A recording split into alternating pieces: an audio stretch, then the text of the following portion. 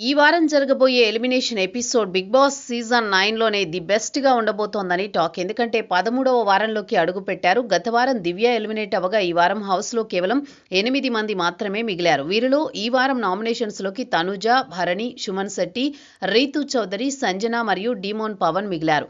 వీరిలో తనుజ తప్ప మిగిలిన 5 మంది డేంజర్ జోన్ లో ఉన్నారంటే నమ్ముతారా?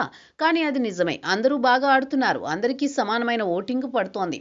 గత 2 వారాల్లో ఎలిమినేషన్స్ ఎపిసోడ్స్ గమనిస్తే సంజన గల్రాని చివరి 2 స్థానాల్లో 1 స్థానంలో ఉంది. కానీ శనివారం ఎపిసోడ్లో ఆమె జాతకాన్ని మార్చేసిందనడంలో ఎలాంటి సందేహం లేదు. ఆ ఒక్క ఎపిసోడ్ ఆమె ఓటింగ్ భారీగా పెరిగిపోయింది. ర్యాంకుల వారీగా ఓటింగ్ ని ఒకసారి పరిశీలిస్తే మొదటి స్థానంలో తిరుగులేని మెజారిటీతో తనుజ, అదేవిధంగా 2వ స్థానంలో డీమోన్ కళ్యాణ్. తనుజకి డీమోన్ కి మధ్య ఓటింగ్ తేడా చాలానే ఉంది. ఇక డీమోన్ కి మరియు మిగిలిన కంటెస్టెంట్స్ కి మధ్య ఓటింగ్ తేడా చాలా తక్కువ. 3వ స్థానంలో సంజన గల్రాని ప్రస్తుతానికి కొనసాగుతోంది. ఆ తర్వాత 4వ స్థానంలో భరణి. సంజన మరియు భరణి మధ్య ఓటింగ్ తేడా చాలా తక్కువ. ఇక ఒకరోజు భరణి లీడింగ్ లో ఉంటే ఒకరోజు సంజన లీడింగ్ లో ఉంటోంది.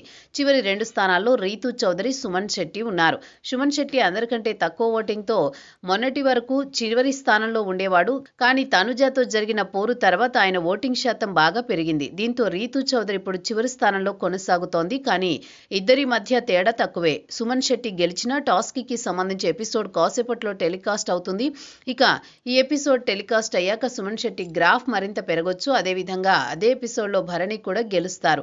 ఆయన గ్రాఫ్ కూడా భారీగా పెరగొచ్చు. కాబట్టి ఈ వారం సింగిల్ ఎలిమినేషన్ ఉంటే సుమన్ శెట్టి, రీతు చౌదరిలో ఒకరు, డబుల్ ఎలిమినేషన్ ఉంటే డీమోన్ పవన్, భరణి, సంజనాలలో ఒకరు ఎలిమినేట్ అయ్యే అవకాశం ఉంది.